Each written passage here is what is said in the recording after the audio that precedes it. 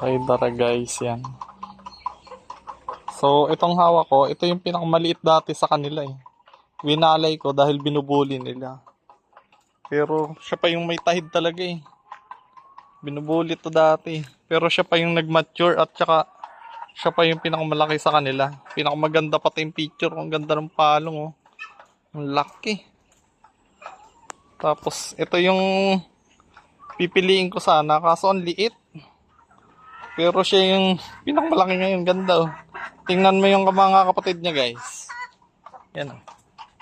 Sila pa yung hindi maganda yung pagkakalaki. Ito, bulto ang katawan.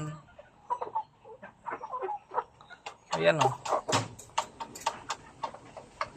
Alin dyan yung aking pinipili dati. Ito, yan. Oh, ang liit ng katawan, hindi nakahabol. Pero itong hawak ko, grabe, ang ganda.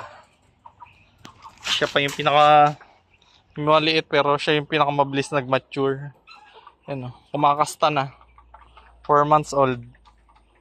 Nandun ang palong. Gagi. Sakto. Ganda.